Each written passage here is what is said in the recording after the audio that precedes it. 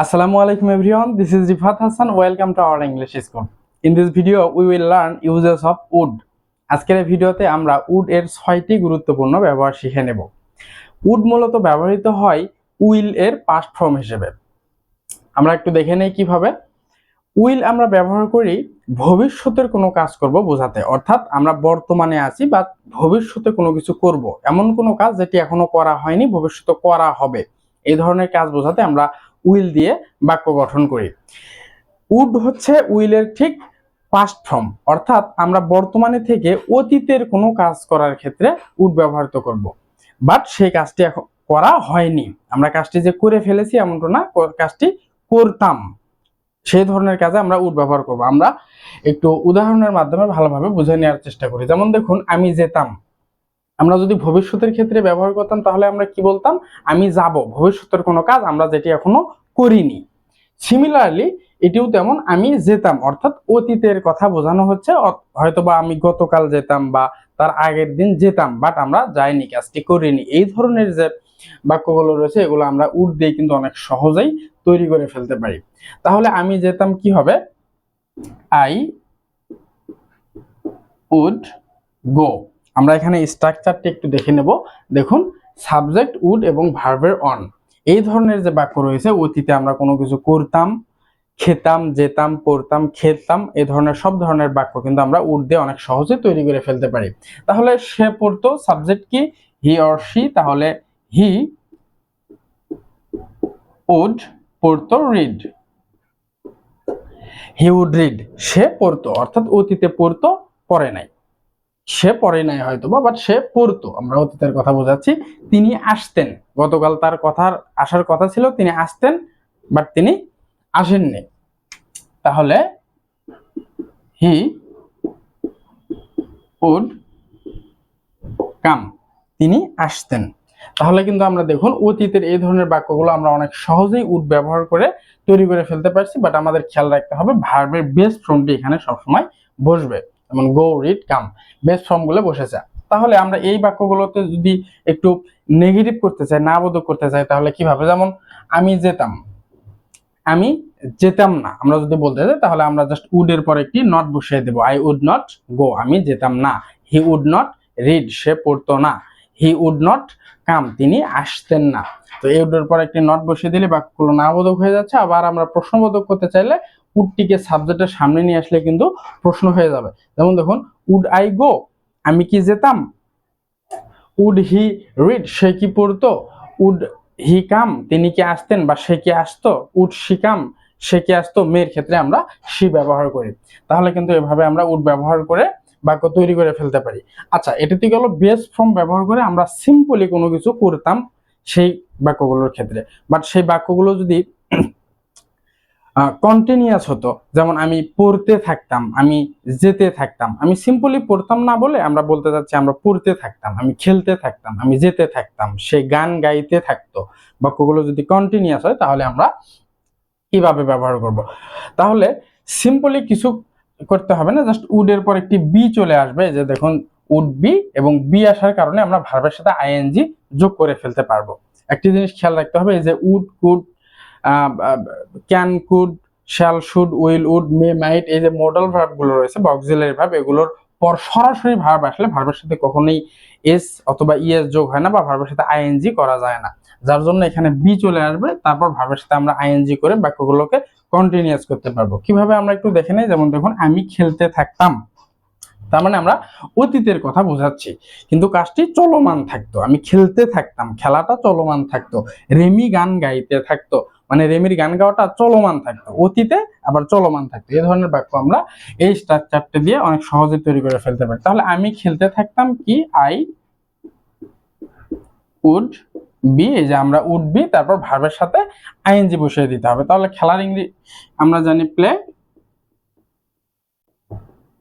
Playing, তাহলে I would B playing, আমি খেলতে থাকতাম। রেমি গান গাইতে থাকতো, তাহলে কি হবে? রেমি উড বি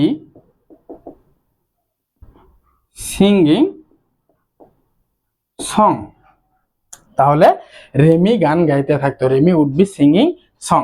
তাহলে কিন্তু আমরা এই উড এর পর বি নিয়ে এসে ভার্বের সাথে আইএনজি বসিয়ে দিয়ে কন্টিনিউয়াস যে বাক্যগুলো এগুলো তৈরি করে ফেলতে পারছি। এগুলো আমরা না বোধক যদি করতে চাই তাহলে কি হবে, এই উড এর পর একটি জাস্ট নট বসিয়ে দিতে হবে। এই বির পর কিন্তু নট হবে না, উড এর পর নট হবে, আমি আই হবে।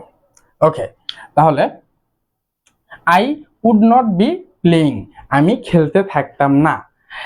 Remi would not be singing song, Remi গান গাইতে থাকতো না। তাহলে আমরা নেগেটিভ করতে চাইলে জাস্ট উড এর পর একটি নট বসিয়ে দেবো, তাহলে কিন্তু বাক্যগুলো নেগেটিভ হয়ে যাবে। আমরা যদি আবার প্রশ্নবোধক করতে চাই তাহলে কিন্তু আমরা এই উড বি পুরোটাই সামনে নিয়ে আসার দরকার নেই, সাবজেক্টের সামনে নিয়ে আসা যাবে না। জাস্ট এই উডটুকু আমরা সাবজেক্টের সামনে যদি নিয়ে আসি তাহলে কিন্তু আমরা প্রশ্ন করে ফেলতে পারবো। যেমন দেখুন, উড আই বি প্লেইং, আমি কি খেলতে থাকতাম। উড আই বি কুকিং, আমি কি রান্না করতে থাকতাম। উড আই বি রানিং, আমি কি দৌড়াতে থাকতাম। উড আই বি রিডিং, আমি কি পড়তে থাকতাম। এভাবে আমরা বাক্য অনেক বাক্য তৈরি করে ফেলতে পারি। যেমন দেখুন, এই যে এখানে উডটি যদি সামনে নিয়ে আসি, would Remi be singing song, Remi কি গান গাইতে থাকতো। Would Remi be dancing, Remi কি নাচতে থাকতো। এই ধরনের বাক্য আমরা জাস্ট অনেক ইজিলি কিন্তু তাহলে তৈরি করে ফেলতে পারছি। আচ্ছা, এবার আমরা উড এর তৃতীয় যে ব্যবহারটি দেখব সেটি হচ্ছে এই বির পর ভার্বের সাথে আইএনজি না হয়ে ভার্বের থার্ড ফর্ম হবে। থার্ড ফর্ম হলে বাক্যের অর্থগুলো কেমন হয়ে যায় আমরা একটু দেখে নেই। যেমন দেখুন, তোমাকে বলা যেত, সাবজেক্ট, আমরা এই বাক্যগুলোতে দেখেছি সাবজেক্ট নিজেই কাজ করে। যেমন এখানে খেলাটা আমি খেলি, গান গাওয়াটা রেমি গান গায়, বা এখানে যাওয়াটা আমি যাই, সে পড়ে, সাবজেক্ট কাজ করে। বাট এখানে সাবজেক্টকে দ্বারা কাজটি করানো হয়, এই ধরনের অর্থ বোঝাবে। যেমন দেখুন, তোমাকে বলা যেত, মানে এখানে সাবজেক্ট তুমি রয়েছে বাট তোমাকেই বলা যেত। তাকে সাহায্য করা যেত, সে সাহায্য করতো না, তাকেই বরঞ্চ সাহায্য করা যেত। আমি বলতাম না, আমাকেই বলা যেত। এই ধরনের যে বাক্যগুলো, এই ধরনের আমরা কিন্তু ইজিলি এই স্ট্রাকচারটা দিয়ে গঠন করতে পারি। কিভাবে, যেমন দেখুন, তোমাকে বলা যেত, তাহলে সাবজেক্ট ইউ উড বি, এই যে দেখুন বলার ইংলিশ আমরা জানি টেল মানে বলা, তাহলে ভার্বের থ্রি এখানে দিতে হবে, তাহলে told. You would be told, তোমাকে বলা যেত, তাহলে তুমি না বলে তোমাকেই বরংস বলা যেত। জাস্ট এখানে বির পর ভার্বের যে থার্ড ফর্ম বসিয়ে দিলে কিন্তু আমাদের অর্থটি এরকম হয়ে যাচ্ছে। তারপর দেখুন, তাকে সাহায্য করা যেত, মানে সে সাহায্য করতো না, তাকেই বরংস সাহায্য করা যেত। তাহলে হি অর শি, তাহলে আমরা হি লিখি, হি উড বি, আমরা জানি হেল্প মানে সাহায্য করা, বাট এখানে হেল্পের যে থার্ড ফর্ম রয়েছে ভার্বের, তাহলে থার্ড ফর্ম দিয়ে বসাতে হবে হি উড বি হেল্পড। আমরা জানি ইডি বসিয়ে দিয়ে থার্ড ফর্ম করে ফেলতে হবে, তাহলে হি উড বি হেল্পড, তাকে সাহায্য করা যেত। তাহলে কিন্তু আমরা তিনটি ব্যবহার শিখে ফেললাম। প্রথমে যেটা ভার্বের বেস ফর্ম রয়েছে, মূল ফর্ম, সেটি দিয়ে আমরা সিম্পলি কোনো অতীতের কোনো কাজ করতাম, যেতাম, খেতাম, এই ধরনের বাক্য তৈরি করব। এবং সেই বাক্যগুলো যদি চলমান থাকে, অর্থাৎ কন্টিনিউয়াস থাকে অতীতে, সেই ক্ষেত্রে আমরা বি বসিয়ে দিয়ে ভার্বের সাথে আইএনজি করব। এবং এখানে সাবজেক্টকে দ্বারা যদি কোনো কিছু করা যেত, সাবজেক্টকে সাহায্য করা যেত, যেমন তোমাকেই বলা যেত, তাকে সাহায্য করা যেত, হ্যাঁ, তাকে শেখানো যেত, এই ধরনের যে বাক্যগুলো, এগুলো আমরা বির পর জাস্ট ভার্বের যে থার্ড ফর্ম রয়েছে এটি বসিয়ে দিয়ে কিন্তু আমরা এই ধরনের বাক্যগুলো তৈরি করে ফেলতে পারি। এবার আমরা আরো তিনটি গুরুত্বপূর্ণ উডের ব্যবহার শিখব। এতক্ষণ আমরা উডের যে ব্যবহারগুলো শিখলাম সেগুলো হচ্ছে কাজ নিয়ে, আমরা কোনো কিছু করতাম বা করতে থাকতাম, করতাম না বা করতে থাকতাম না, এই ধরনের বাক্য। এবার আমরা শিখব আমরা নিজেরা কোনো কিছু হতাম বা হতাম না, এই ধরনের বাক্য। এগুলো কিন্তু কাজ থাকে না এই ধরনের বাক্য এগুলোতে। যেমন দেখুন, নাউন আর অ্যাডজেক্টিভ থাকে। যেমন আমি ডাক্তার হতাম, আমি ডাক্তার হতাম, এখানে কি কোনো কাজ আছে? আমি ইঞ্জিনিয়ার হতাম, আমি খেলোয়াড় হতাম, সে গায়ক হতো, হ্যাঁ, সে ভালো হতো, তিনি খারাপ হতেন না, এ ধরনের বাক্য কিন্তু আমরা তৈরি করে ফেলতে পারি। যেমন দেখুন, আমি ডাক্তার হতাম, তাহলে সাবজেক্টকে আমি, I would be, I would be doctor, আমি ডাক্তার হতাম। তাহলে সাবজেক্ট উডের পর বি, তারপর নাউন অথবা অ্যাডজেক্টিভ বসিয়ে দিতে হবে। ইসমাইল খেলোয়াড় হতো, অতীতের কথা বোঝাচ্ছি আমরা, তাহলে Ismail would be a would be a player, Ismail একজন খেলোয়াড় হতো। তাহলে আমরা অতীতে কোনো কিছু নিজেরা হতাম, এই ক্ষেত্রে কিন্তু আমরা উড দিয়ে ব্যবহার করতে পারি। যেমন হি উড বি গুড, সে ভালো হতো।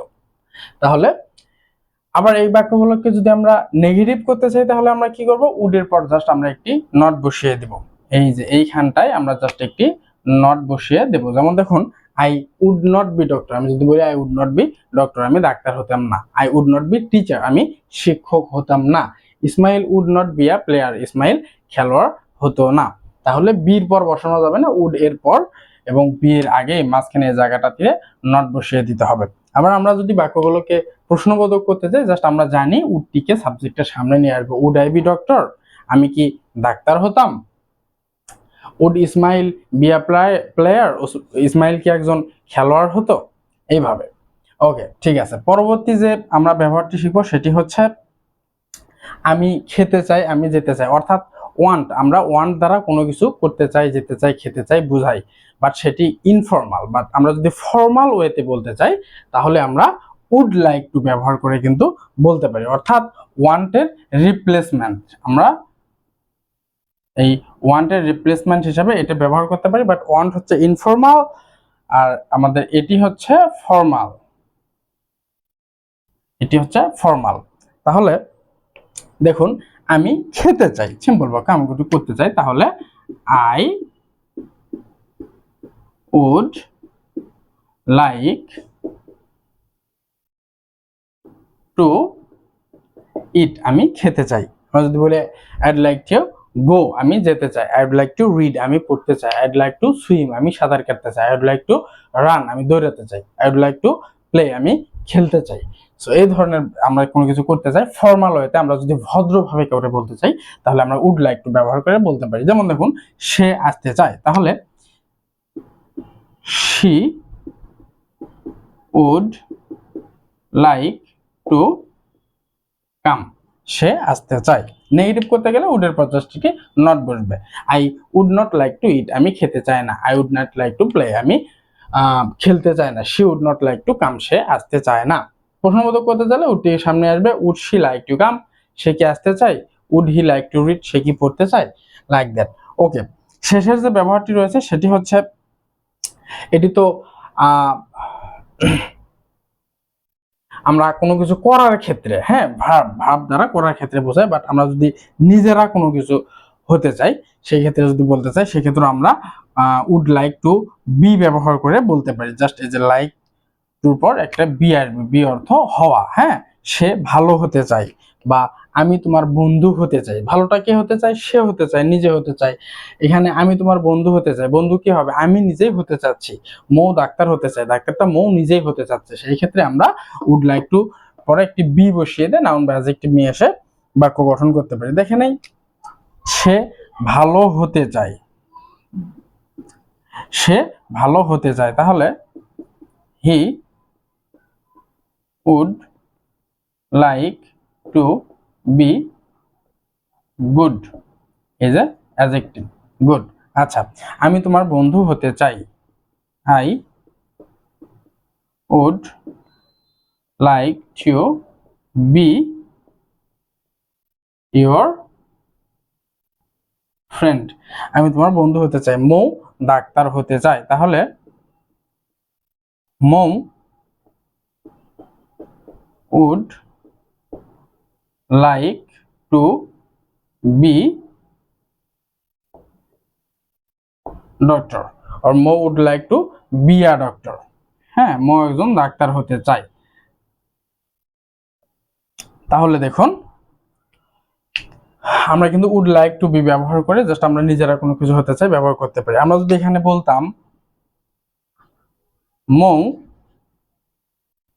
ওয়ান্টস টু বি আ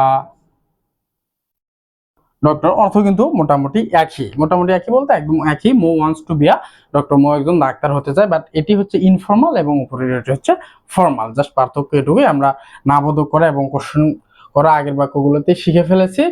তাহলে আমরা আশা করছি যে উড এর আমরা 6টি গুরুত্বপূর্ণ ব্যবহার শিখে ফেললাম। এগুলি অবশ্যই আমাদের বাসায় চর্চা করতে হবে এবং এগুলো দিয়ে আমাদের প্রশ্ন তৈরি করতে হবে, সেগুলোকে নাবোধক করতে হবে এবং কোশ্চেন করে করে সেগুলো চর্চা করতে হবে। তাহলে আমাদের মুখের জড়তাটা ভেঙে যাবে এবং আস্তে আস্তে কিন্তু ইংরেজি আমাদের মুখে আসতে শুরু করবে এবং একটা সময় এটি চর্চার মাধ্যমে আমরা বুঝতে পারবো যে এগুলো স্ট্রাকচার মনে করে করে বা স্ট্রাকচার ধরে ধরে আমাদের আর বলতে হচ্ছে না, আমরা অটোমেটিক্যালি এগুলো বলতে পারছি। সো আশা করি ক্লাসটি থেকে আপনাদের একটু হলেও উপকারে আসবে। ক্লাসটি ভালো লাগলে ক্লাসটি আপনাদের ফ্রেন্ডস, ফ্যামিলি মেম্বার্স অথবা রিলেটিভদের সাথে শেয়ার করবেন। আমাদের চ্যানেলটি সাবস্ক্রাইব করবেন পরবর্তী ভিডিওগুলো সবার আগে পেতে। ভিডিওটি ভালো লাগলে লাইক করবেন, কমেন্ট করে আপনাদের মতামত জানাবেন। আজকের মতো এখানে শেষ করছি, দেখা হবে পরবর্তী কোনো ভিডিওতে। ততক্ষণ ভালো থাকবেন, সুস্থ থাকবেন। আল্লাহ হাফেজ।